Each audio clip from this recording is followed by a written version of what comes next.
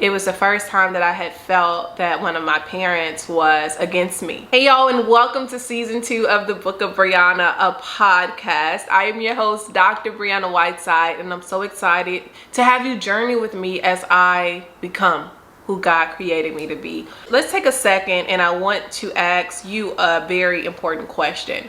How important is community to you? Now, I know we're in a culture where it's like no new friends. I know that we are people who like to move isolated in some events, including myself. I have to check myself because as an introvert, I can go ahead and just isolate. But I want to ask you, how important is community to you, and do you make decisions in community? Because I don't think I always realize and recognize the significance and importance of community until like over the last few years. Well, after 2020, I started to realize how important the relationships were in my life, and also the people that I do life with, and how integral they are in some of the decision making. Even though they don't have direct bearing on my decisions, there is some type of bearing on the decisions. And so in this season of my life where I am emerging, where I'm transitioning, transforming very publicly, I could not have done it, and I don't think I would have done it as gracefully, not perfectly, but as gracefully as I've done it without the support of my friends and family. And I want to talk about how I broke the news of me resigning and leaving my career to my friends and family. I wanted to tell you about some of their reactions. It was mixed reactions, and ultimately how I feel about sharing the news and, you know, their reactions and things of that nature. And y'all, listen, who you surround yourself with matters. I'm not gonna say that I've always been the best at choosing friends. I've gone through seasons of friendships as I've evolved and things have fallen off and transitioned and things like that. I have had to end more friendships than I wanted to, and it's hard. It's hard losing friends. It's kind of difficult making friends in your adulthood, but it's ultimately so important that you have friends for the future. And as I was starting to transition into who I'm becoming now a few years ago, I don't think I necessarily had a lot of kingdom friends. Now, this don't mean church friends. This just means like-minded friends who are also pursuing God in their own way and on their own journey to pursue Christ and live as Christ. I don't think I had a lot of them. And so when my relationship started to break down a few years ago, I struggled. I struggled with that because I'm like, dang, like I'm about to lose friends. And losing friends is never easy. Losing friends is never easy, especially when you lose friends because you are becoming more like Christ. Hard. I don't think we talk enough about that, but it's very difficult. And I'm also in the season of losing a friend of mine who's been a friend of mine for a few years, because we're just on two different paths. And it's hard when you may have been in the same place in one season, but because one person may have pursued Christ and the other person may have decided other ways, you just, you don't have anything in common anymore, or you don't agree. All the things that go into human relationships. I too am grieving at the ending of a friendship. And if you are grieving in the ending of a friendship, I want to let you know that you're not alone. And it's okay to grieve it, and you need to grieve it, but also understand and pray that God will send you kingdom relationships. Because had he not sent me kingdom relationships, some new and some who are journeying with Christ and becoming more kingdom relationships, I can't say that I would have had the courage and support to do what I'm doing. Your relationships matter, your friendships matter. You don't get to choose your family, but you do get to choose your friends. And I want to talk about how some of my family and even friends reacted to me telling them that I was leaving my career. Let's start off with the most important lady in my life, my mama. Y'all, my mother, when I started to kind of sense that my career was shifting and a lot of things were shifting at the top of 2023, I had a conversation with my mother. Me and my mom over the years have become friends, and I'm so grateful for that, because some of the things, look, I'm gonna tear up. Some of the things that I've gone through, I don't think I would have been able to move through them without her. So I'm so grateful that we mended our relationship all those years ago, and we both worked to become better versions of ourselves so that we can have a relationship. The relationship is important to both of us. And so when I told my mom she was hesitant. She was very careful in her response to me. She was very cautious. That's how I can explain it, cautious. When I said, hey, this is what is going on. This is what I believe God is leading me to do. I think one of her first questions was like, are you sure? Are you sure this is what he's asking you to do? And I'm like, Mom, I know it like the back of my hand. This is what he's asking me to do. And my mom, you know, she modeled the faith in front of me a little bit earlier on. And so she's a woman of God. She's a believer. But it's so funny because God, she always says that God wasn't talking to her about me. Like, God used to always tell her stuff we don't want her to tell him to tell her. So she would have intel before we would actually have the intel. And so when it came to this decision, she'll be like, God ain't said nothing to me about it, Brianna, which probably made her uneasy too, because she's used to being, you know, the mother bear. She's used to being the parent. And for her child who she's journeyed with through all of life, through my schooling, the mental struggles I had, the emotional struggles I had trying to get this degree, and also the struggle of going through the job market to secure a job, for me to say that I'm leaving this job, it was a lot for her to take in too. I'm the first doctor in my family. I'm the first to do a lot of things. And she was just like, okay. She was just like, okay. And even though, I'm gonna be honest and say, her caution did hurt my feelings in the moment, because I'm like, it felt like she didn't believe in me. It felt like she didn't believe what I was saying and hearing from God. That wasn't the truth. She wanted to be cautious in her response. And now in retrospect, after this ball has been rolling, I understand that she knew that anything she could potentially say to me could either deter me or push me forward or even push me away. And so she was cautious in her response, and wisdom, right? She didn't want to sway me. So she stayed on neutral ground the whole time. She stayed on neutral ground, but still encouraging me to like ask God again, see God, make sure this is what he's telling you to do. And rightfully so. And I ain't gonna lie, y'all, when she would tell me to go back and ask God and be sure, I had an attitude. Because I know what he's telling me to do, and you saying go back and ask him, what I'm gonna ask him? You sure? And he gonna give me the same thing? I'm gonna be frustrated, I'm gonna be crying, spitting, farting, all the things. Like, I was low-key having an attitude with her. But in retrospect, as I'm recording this, I realized that she was really saying, okay, I'm your mama, I got your back, I'm gonna roll with you whether you got to get this right or whether you get this wrong. But I need you to make sure, because y'all know, if something fails, when the things fall and the children are disappointed, the parents do feel that emotion.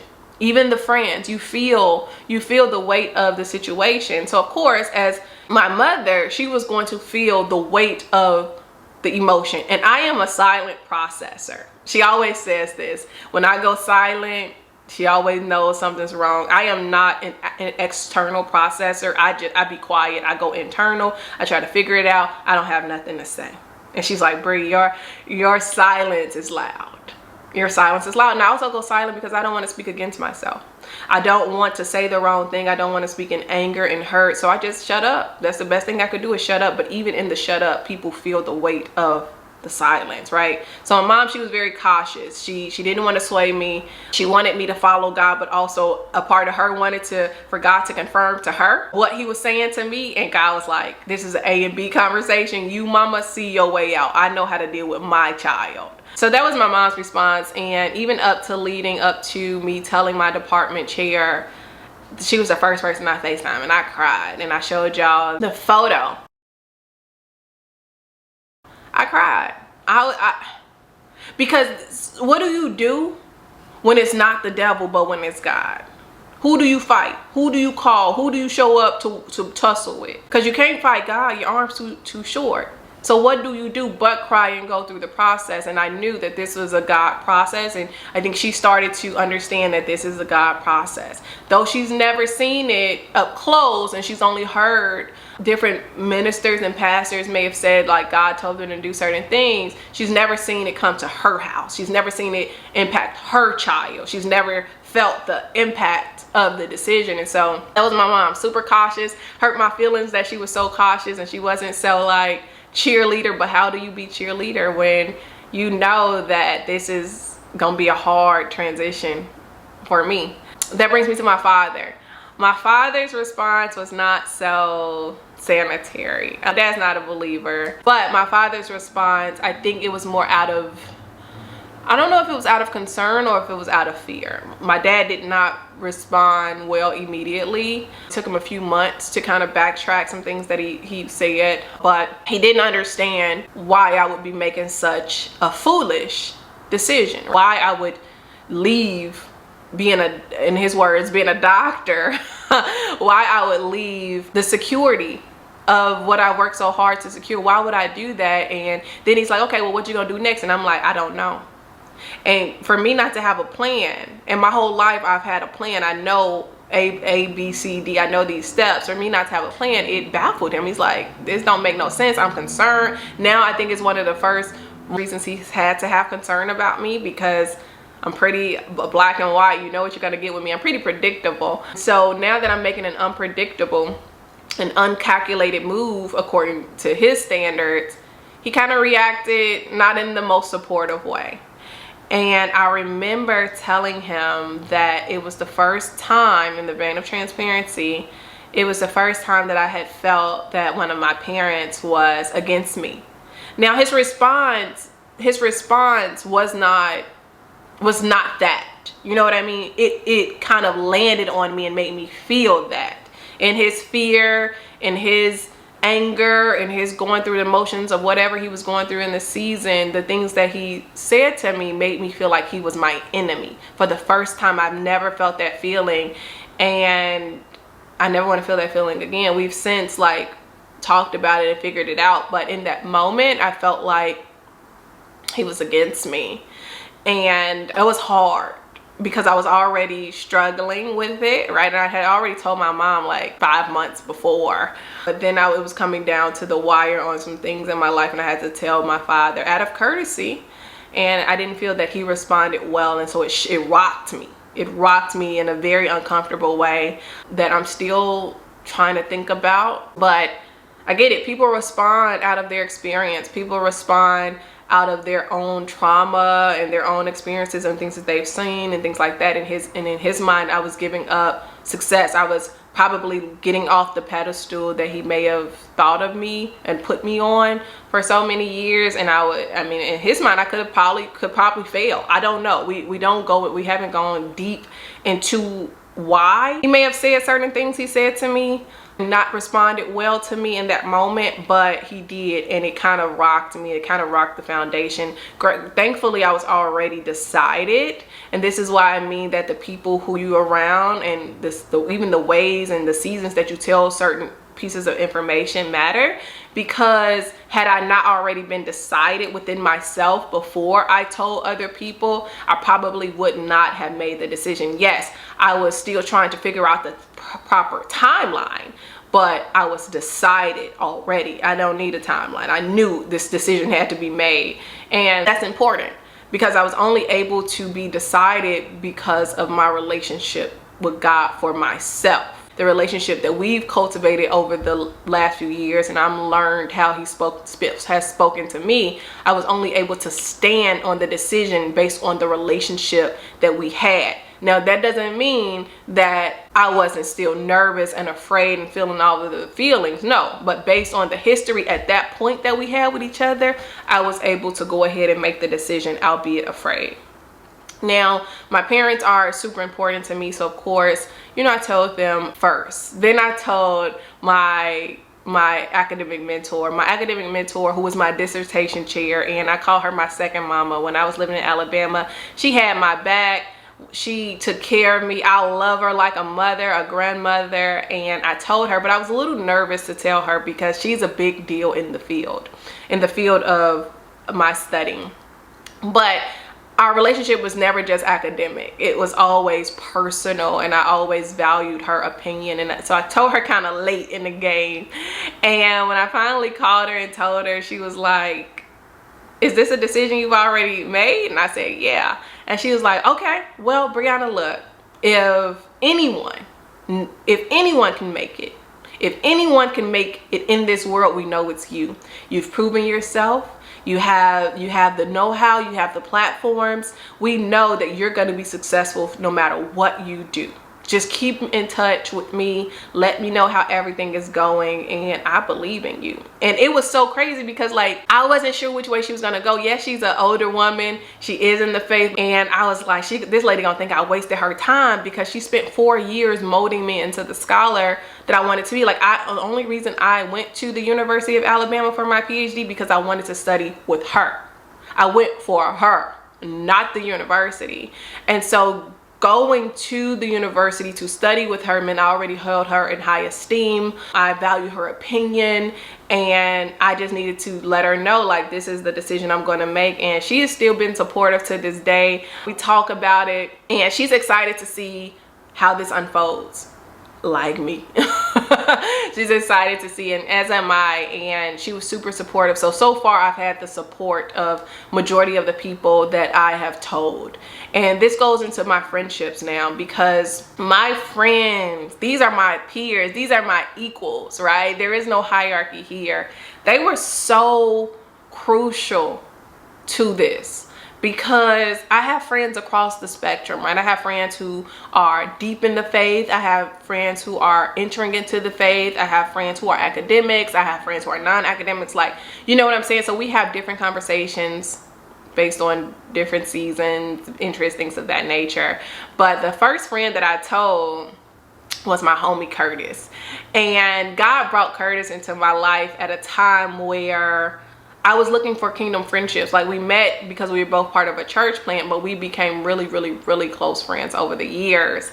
And baby, when I tell you, you know, because I showed it here in the video, Curtis had already released the prophetic word that this was coming. When I told him like, hey, this is coming, he was like, okay.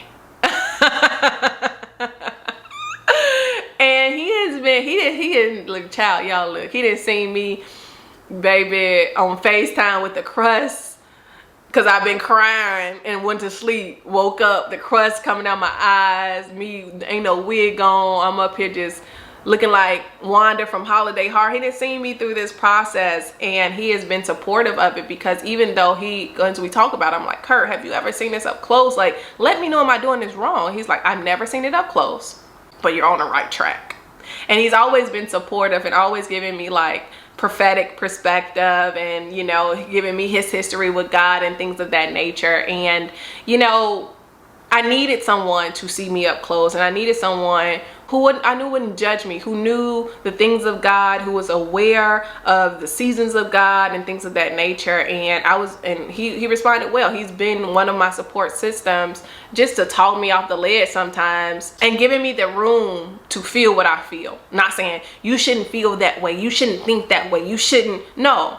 He gave me the space to be human, right? And all of my friends gave me the space to be human as I updated them on the decisions that I've been making. They gave me the space to be human, but also said, we support you 100%. We know that this is hard for you, but we're here and we have your back. You don't have to worry about it, type situation. And so that was Curtis' response. My homegirl Kirsten, I'm naming these folks names. My homegirl Kirsten, who is a fellow academic, but also emerging into faith realm in very fascinating ways. She's like, look, I'm with you. I feel you. I support you. Kirsten and I, we knew each other from undergrad. I can't say that we were close friends because we weren't, but we have, over the years, we've become very close friends as we've grown in our identity and things of that nature. And so sometimes the friendship, you may meet people and not have a friendship right off the bat, but as life would have it, and then you mature, you grow, you become friends. And this is the type of relationship that Kirsten and I have. She's still in academia, she's still going through her process and things of that nature in the faith, but she fully understood what I was saying, fully supportive, and also giving me different things to think about as I navigate this. So I'm like, girl, I just did this, I just did that, this is what's happening, updating her in real time. She lives on the East Coast, and she was super supportive. Who else I got? My homegirl Cindy, who's an academic, new mother, wife, all the things. I met Cindy when I was in the beginning of my master's program. I was in St. Louis, well, living in St. Louis, but going to school in Southern Illinois. I met Cindy when I moved from Mississippi, and she was very integral in my development as a believer. Like, I didn't really know that if it was okay to be a believer. Like, I knew, but I didn't know, you know what I mean? Like, I didn't think it was cool or okay. And Cindy was one of the first people who I met when I moved for my master's, who was going to church. She would invite me to her church and things like that. And it was never anything abrasive. She was just like, oh, you should check it out. When I told her of this decision, she's like, I'm proud of you. I know this ain't easy. I know, all of these things. I'm proud of you. I have your back. I fully support you. I stand in faith with you, things of that nature. And even my friends who maybe not be as committed to the faith but committed to the profession, knowing that how the profession is going and seeing the changes of the world, they're also like, no, 100% Bree. We always knew you would go this way. It was just a matter of time. You've always been clear. This is what you wanted. We're proud of you. We can't wait to see what you become. And y'all, I say all this to say that I've had mainly positive experiences from the people who I told. My extended family, I know they support me. They have my back. They may not understand why God is asking me to do this thing, but I know that in time they will see, because I feel as if, y'all know how like Moses had to leave his family and be drawn out of the water. I feel like so many times in my life I've had to be drawn out of my family to be able to go back and impart wisdom and save them. And so I don't think this decision is just a decision about me or the descendants that will come through me. I also think it's about the people in my family who are watching, the adults who are watching, because there's a lot riding on this. This is God's reputation on the line. It's not just about me succeeding or failing. This is about God's reputation, and I do believe that he takes his reputation seriously. And so this is not just gonna be a testament or a demonstration of his power in me for the people who come after me. This will be a testament and a demonstration of power to the people who've come before me, who may have been afraid to trust God in this way, because it ain't easy. This ain't a job I'm leaving. This is a career, a lifelong career that I could have had forever, but felt that my assignment was up, right? And so we always talk about purpose, and yes, there's this umbrella purpose that we're called to fulfill, but even under the umbrella of purpose, there are different seasons for assignments. And I think that those 5 years are coming to an end. My assignment is over. It is time for me to take up a new assignment. And I think maybe we should talk a little bit more about assignments and not just the blanket purpose, to help people understand that God will, when you have finished the assignment, you go to the next grade. That means that you leave this thing to go to this thing, and the next grade may not even be in the same classroom. You know what I'm saying? Y'all switch classrooms when y'all was in high school. I did, and so I'm switching classrooms to study different subjects. The teacher wasn't moving, I was moving. That's what I kind of feel like the season is for us, for people who God is calling out of their careers, for people who God is challenging to do other things.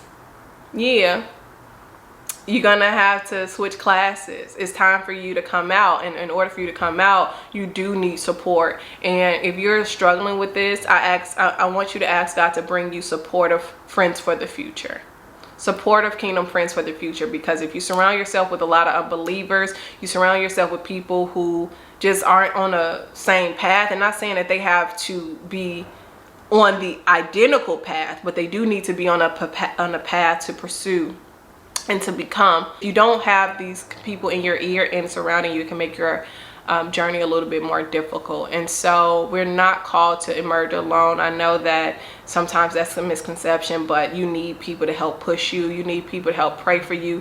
Sometimes you need people to help encourage you. Y'all, when I went to give my resignation to my dean that morning, I called and text people and saying, I'm struggling here. Can you send me a message to encourage me? Let me tell you what Curtis said, because my mama, she had my back. She prayed for me, all the things. My cousin Valda, who is watching, who is so integral in this process too, whom I love, she had my back too. She's had my back. I forgot to mention her, but she's had my back through this whole thing, and she sent me an encouraging message. And it's so funny. She's like, I didn't even know what to say to you, girl, because I'm up here watching this too. And she's just like, this is so encouraging and inspiring to me. But my friend Curtis sent me this message, and even in the encouragement, what he said was, you are safe. It's a word for somebody. Even if you don't feel safe, you are safe. You are safe in the obedience of God. You are safe when you're in alignment with God. And I know it don't feel like that sometimes, but you are safe. That's what he said. You are safe. And it reminded me to lean back into the decision and encouraged me to lean back because I don't feel safe right now, right? And I definitely didn't feel safe then. I'm starting to feel a little bit safer these days, but I didn't feel safe when I had to have the conversation with my dean. I didn't. I struggled. I cried. Y'all saw the video. Puffy face, like I wasn't myself. I was going through, looking like everything I've been through. But when he told me you are safe, that I needed to hear it because my heart, it felt like it was thundering in my heart. And yeah, that's how my friends and family reacted. Some I wish they were better, but this is what I had. But even though some people didn't say what I wanted them to say, they said what was natural for them. And we have to give space for people to say what's natural for them to say, but also say it with care, okay? And also help people learn how to respond, because sometimes people don't know how to respond. So before we get on the defense and before we get offended, sometimes we just got to say, hey, I was looking for you to say this thing, and I'm a little bit let down. That's going to require you to be vulnerable. I was a little bit let down because I didn't hear you say this thing, and I was hoping that you would. And it opens up a larger dialogue instead of shutting people off and cutting people off. Because this is not the time to have cutoff culture. I don't care what nobody say. Anyway, I hope this has encouraged you. I hope this has let you in on a little bit more of my process with resigning. We're coming to the end of this story, and I will talk to you soon. Y'all, if you enjoyed this podcast, please like the video. Please share it so, you know, we can get this message out, encourage people to believe. And I will see you soon in another installment of the Book of Brianna. Bye.